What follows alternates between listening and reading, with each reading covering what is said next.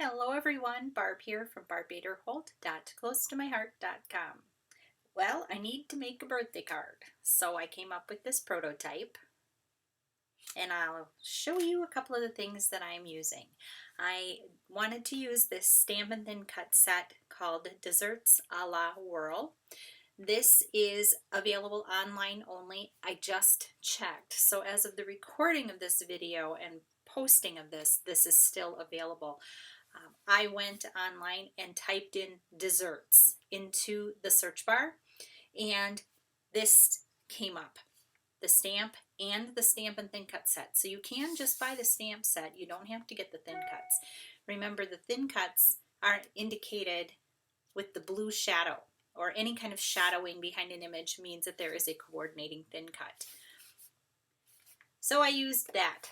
And I wanted to use the Square Window Slimline.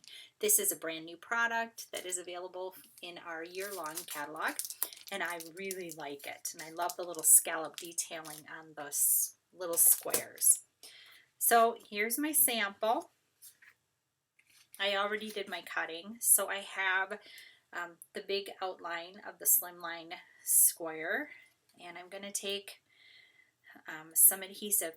This is adhesive that is meant to go in my my big ATG gun, and I love my ATG gun, but once in a while you get some adhesive that for whatever reason it just will not behave in the gun. It gets wound up and weird.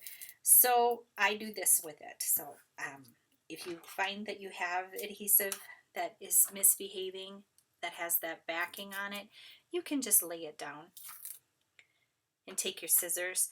You can tear this. I like the control of a scissor cut more than tearing, but you can lay it down and then peel the backing off. I am also using one of our Slimline card bases, and I have the envelopes. That is a real nice treat to give yourself when you're making these cards because they come all ready to go. They're the right size, and you don't have to worry about wasting paper trying to cut the Slimline card base out. I'm peeling the backing off, going as fast as I can, trying to keep the video short and sweet. So here we go. This is ready to stick down. We make sure that the card is open in the correct direction, though it doesn't matter at this point. And I am lining up the bottom edge, and then I will line up the side edge, and from there it should go down and be lined up perfectly, and it is. Because I did two of these, you can see this is the papaya cardstock. I have two different shades. I think this is papaya. Boy, I don't even know for sure what color it is. Doesn't matter. Orange. But it has two different shades because our paper is two-toned, so you can see this is darker and this is lighter. So what I did is I swapped the little inserts that come out. So on this one with the darker, I'm going to put the lighter base. And here I am going to take my glue. And yes, my tip is missing. I've got it soaking in hot water to get the glue goo out of it. Once in a while you have to do that. And then I'm going to pop these in, and you'll be able to see the two different colors, the two tones of that paper. And it just adds a level of interest. And then the little squares, aren't these adorable? I just love them. Now, I'm using Harbor ink because Harbor ink, I think it's my boyfriend. I love the Harbor ink. So I've got birthday and happy, and I'm going to stamp that down and up, nice. And here I'll put the happy, I'll center that over the top of it. Hopefully my head isn't getting too much in the way, down and up. And then have the little bubbles that are super cute. and I'm just using them as a little accent image. I also have, let's see here, yep, I'm going to do one of these bubbles here and then one of these bubbles up here. So I think I have my stamping all done. We'll put the lid on that to avoid disaster.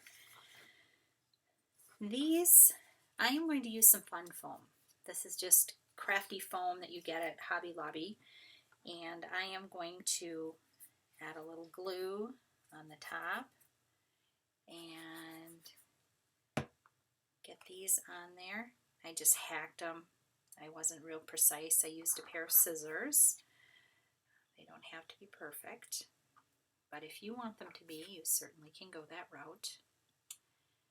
Got those on there like that, and then I'm going to flip them over, take my glue again, and this is still a little slippery, so it's okay. I'm going to put the one with the 3 little dots, 3 little bubbles down here at the bottom, and happy birthday in the middle, and then the 3 bubbles at the top in the top square. And I'm just eyeballing, centering them. Now here's the fun part. I stamped the little cupcake and the little ice cream cone with our black ink, just my plain water-based ink, because I want to use my alcohol markers. I have pale pink shades. What is this one? Tan shades. And this one is gold brown shades.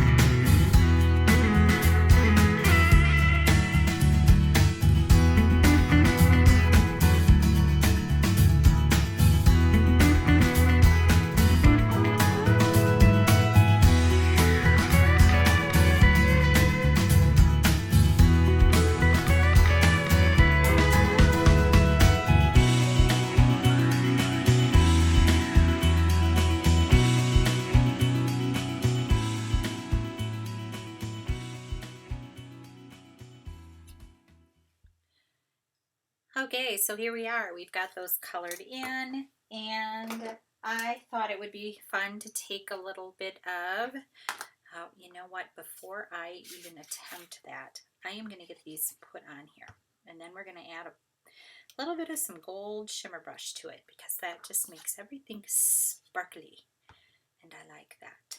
So I'm canting them, one this way, one that way, with my happy birthday centered in the middle. And then here we go with the gold shimmer brush, and I am slathering it on there, just on the frosting part, not on the cupcake part, and not on the cone part, just on the ice cream part. And then I am going to just do a little bit in these little bubbles, just to add a little glitz and glam there. And that's it. That is not too slow a card, considering there's some coloring. You could leave coloring out. Of course, it would save you time, but oh, that coloring is so fun. There we go. Isn't that cool? Slimline cards. Happy birthday. All the goodness. Thank you so much for stopping by. Have a blessed, crafty day.